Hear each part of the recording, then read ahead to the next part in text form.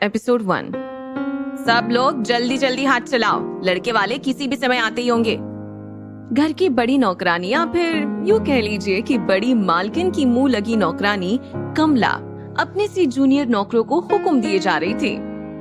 हाँ, खुद तो एक उंगली भी नहीं चलाती और ये हमें हुक्म तो ऐसे दिए जा रही है कि जैसे खुद इस घर की मालकिन हो।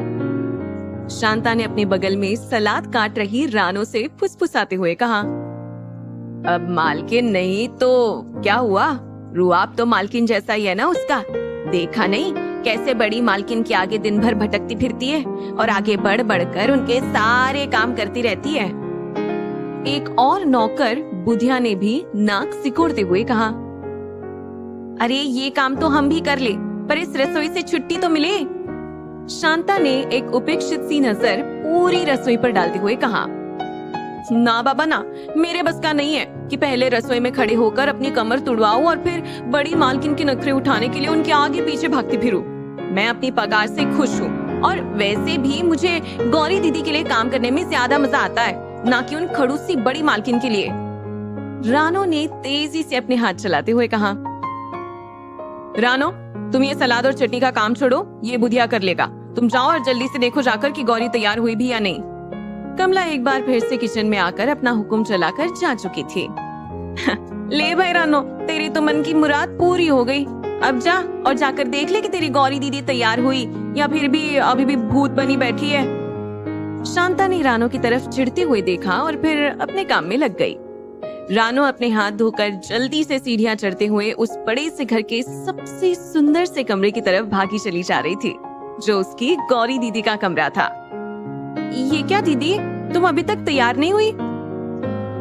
रानो ने गौरी को सादी सलवार सूट में देखकर अपना सर पीट लिया था। मैं तो सवेरे तुम्हारे लिए ये कपड़े निकाल कर गई थी और तुमने तो इन कपड़न पर नजर भी ना डाली। गौरी दीदी, कछु कह रहे हैं तुमसे, तुम सुन रही हो या फिर मेरी डांट पड़वाने का इंतजाम करवा रही हो बड़ी मालकिन से? रानो ने इतना कहकर गौरी को अपनी तरफ मोड़ लिया था। गौरी जो अब तक खिड़की के एक किनारे को अपने हाथों से पकड़े हुए थी, अचानक से रानो ने उसे अपनी तरफ मोड़ने पर वो अपनी आंखों की नमी को रानो से छुपा नहीं पाई थी। हाय हाय गौरी दीदी, ये तुम्हारी आंखन में आंसू, वो आज के दिन। रानो को तो जैसे यकीन ही नहीं हो रहा था कि गौरी आज के दिन रोएगी भी, जबकि वो जब से बड़ी हवेली में काम करने के लिए आई थी उसने अपनी गौरी दीदी को बस हंसते मुस्कुराते हुए ही देखा था। और बड़ी मालकिन जब भी उनकी शादी की बात करती तो अपने सुंदर सलोने मुखड़े को अपने दोनों हाथों से छिपाकर वहां से शर्माते हुए भाग जाती थी। पर फिर आज गौरी दीदी की आंखों में आंसुओं का मतलब वो समझ नहीं पा रही थी। हमें ये ब्याह नहीं करना है रानो। गौरी ने बड़ी मालकिन यानी कि गौरी की दादी के भेजे गए कपड़ों को उपेक्षा से एक तरफ बिस्तर पर फेंकते हुए कहा, पर क्यों दीदी? रानो के छोटे से दिमाग में इतनी बड़ी बात कैसे समझ में आ जाती, और वो भी इतनी आसानी से? सो इस बात को सुनते ही वही जमीन पर आलती पालती मारकर बैठ गई और टुकुर टुकुर गौरी की तरफ देखने लगी। वो हमारे जीजू है और हम उनसे कैसे शादी कर सकते हैं? गौरी की मन की पीड़ा उसके चेहरे पर साफ दिखाई दे रही थी। पर दीदी, रानो कुछ और कहती कि इससे पहले ही कमरे का दरवाजा बिना किसी इजाजत के धाड़ से खुला और कमला के साथ घर की बड़ी मालकिन, उस हवेली की दादी माँ उस कमरे में आई और गौरी को अब तक सादे लिबास में देखकर गुस्से से बोली, गौरी तुम अभी तक तैयार नहीं हुई हो? इज्जत और हमारे सम्मान से भी ज्यादा प्यारी है। दादी माँ, आप अच्छी तरह से जानती हैं कि हम आपसे कितना प्यार करते हैं। माँ के जाने के बाद हमने आपके ही अंदर तो अपनी माँ को पाया है। और आप ही बताइए कि जिस इंसान से कुछ महीने पहले हमारी बड़ी दीदी की शादी हुई थी, इंसान से हम शादी। आगे के शब्द गौरी के गले में फंस के रह गए थे। गौरी, तुम अच्छी तरह से जानती हो कि वो शादी किन कारणों से हुई थी और बाद में उस शादी का क्या अंजाम हुआ। और हम तुमसे यहाँ किसी बहस में पड़ने नहीं आए हैं। वो लोग शगुन लेकर नीचे हॉल में तुम्हारा इंतजार कर रहे हैं। हम उम्मीद करते हैं कि अगले 10 मिनट में तुम रानो और कमला के साथ नीचे शगुन लेने आ जाओगी। बड़ी मालकिन ने लगभग आदेश देते हुए कहा। और कमला को गौरी को जल्दी से तैयार करके नीचे लाने का समझाकर वो वहाँ से चली गई। रानो, तुम मुझे एक एक करके ये सब सामान पकड़ाती जाओ, मैं गौरी बिटिया को फटाफट तैयार कर देती हूँ। कमला ने बिस्तर पर पड़ा पीच और पिंक कलर के कॉम्बिनेशन का लहंगा उठाकर गौरी के सामने रख दिया और गौरी की तरफ एक अर्थपूर्ण दृष्टि से देखने लगी। गौरी ने मजबूरी में वो कपड़े लिए और बाथरूम की तरफ चली गई। थोड़ी देर में जब वो बाहर निकली तो कमला ने एक प्रशंसा भरी नजर उस पर डालते हुए कहा, गौरी बिटिया, तुम तो बस इन कपड़ों में इतनी सुंदर लग रही हो। जब हम तुम्हें अपने हाथों से तैयार करके नीचे ले जाएंगे तो कुंवर साहब तुम्हें देखते ही बावरे हो जाएंगे। पर कमला की ये बातें गौरी के कानों में जहर घोल रही थी।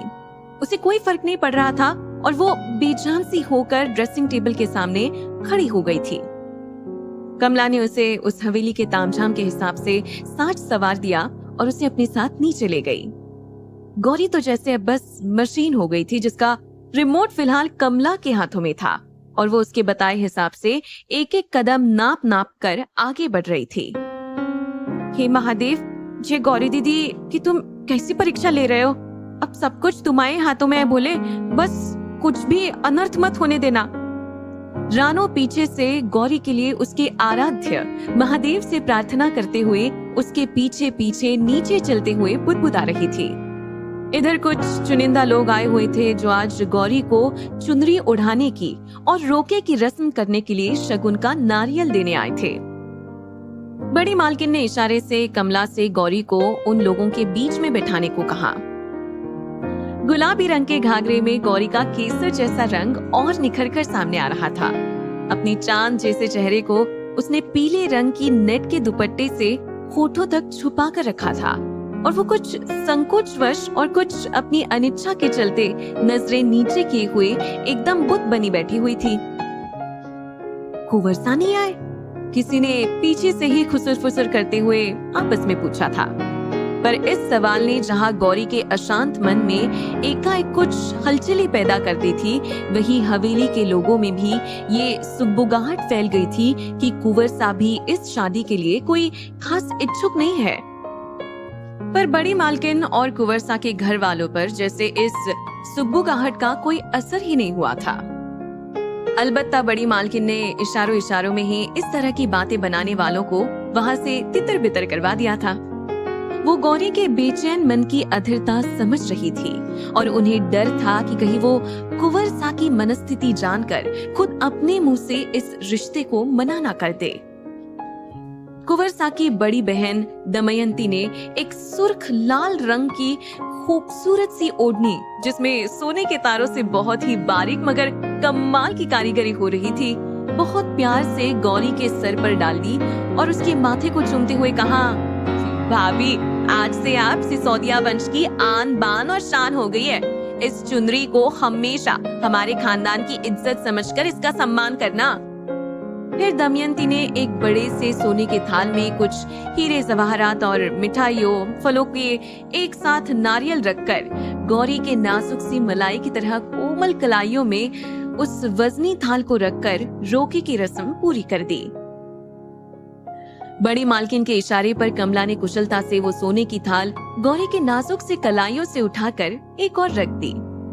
दमयंती ने गौरी का मुंह मीठा करते हुए कहा, माफ करिएगा भाभी, भाई साहब को बहुत जरूरी काम से दिल्ली जाना पड़ गया, नहीं तो हमारी जगह पर वो ही आपको मिठाई खिलाकर अपनी जिंदगी में शामिल होने की मुबारकबाद दे देते थे। गौरी ने जबरदस्ती मिठाई निगलते हुए फीकी सी स्माइल दी थी दमयंती को, जिसे शायद दमयंती ने भी भांप लिया था। पर वक्त का तकाजा ही कुछ ऐसा था कि वो भी बस मुस्कुराकर ही रह गई थी। दादी माँ, हम हवेली पर पहुंचकर आपको शादी की तारीख तय होते ही संदेशा भिजवाते हैं। दमयंती ने बड़ी मालकिन उर्फ दादी माँ सुभद्रा देवी से कहा। जी बिल्कुल दमयंती, हमें आपके संदेशे का इंतजार रहेगा, सुभद्रा देवी ने औपचारिक मुस्कुराहट के साथ कहा। अच्छा तो फिर हमें इजाजत दीजिए, आप हवेली पहुंचकर बहुत सारी तैयारियां करनी है हमारी भाभीसा के स्वागत के लिए। दमयंती ने एक मुस्कुराती हुई नजर नीचे निगाहें करके बैठी हुई गौरी की तरफ देखते हुए कहा, कुछ जलपान तो कर लीजिए दमयंती और कुंवर राघवेंद्र साहब। सुभद्रा देवी ने दमयंती और उनके पति कुंवर राघवेंद्र सिंह से अनुरोध करते हुए कहा। दादी सा, आज तो इजाजत दीजिए, फिर कभी जरूर आपको कष्ट देंगे और वैसे भी अब तो आना जाना लगा ही रहेगा। राघवेंद्र भी मुस्कुराते हुए बोले। बड़ी मालकिन ने रस्म के हिसाब से गौरी की होने वाली ससुराल और वहाँ के लोगों के लिए यथोचित उपहार और दूसरी जरूरत के सामान पहले ही गाड़ी में रखवा दिए थे। दमयंती और कुंवर राघवेंद्र सिंह की गाड़ियां वहां से धूल उड़ाती हुई चली गई थी। पीछे छोड़ गई थी हवेली के कारिंदों की आपस में फुसफुसाहट। कुंवर सा क्यों नहीं आए थे और अपने ही ब्याह के रोके में क्यों नहीं आए थे? अरे मैंने तो सुना है कि कुंवर सा खुद ही इस ब्याह के लिए अनिच्छुक है। वो तो उनकी माँ से मतलब सुनैना देवी के बहुत कहने पर और अन्न जल त्याग देने की धमकी पर ही जाकर कुंवर सा इस ब्याह के लिए तैयार हुए हैं। दूसरा नौकर धीरे धीरे बगीचे की घास छीलते हुए बोला। अरे कहा है कि कुंवर सा एक बार तो ब्याह रचा चुके हैं, भारी लाड़ों का जीवन नाश करने आए हैं। घर के बड़े और पुराने नौकर ने दबी जुबान से कहा और फिर इधर उधर देखकर चुपचाप अपने काम में लग गए। अपने कमरे की खिड़की से ये सब वार्तालाप सुन रही गौरी की आंखें बरबस ही बरस उठी थी और उसके मुंह से एक सिसकारी निकल गई थी। जी, आप क्यों ऐसे हमें छोड़कर चली गई? हमें ब्याह नहीं करना है। फिर क्यों कोई हमारी बात नहीं सुन रहा? हम खुश नहीं हैं इस ब्याह से। गौरी वही खिड़की के पर्दे को पकड़कर रोते हुए बैठ गई और रोते रोते वहीं पर सो गई। रानो गौरी की ये हालत देखकर वहां से मुंह पर हाथ रखकर सिसकते हुए चली गई थी। आखिर गौरी की शादी उसकी बहन के पति से क्यों हो रही थी? आखिर गौरी की दादी उसे इस शादी के लिए फोर्स क्यों कर रही थी? आखिर गौरी का होने वाला पति अपने रोके पर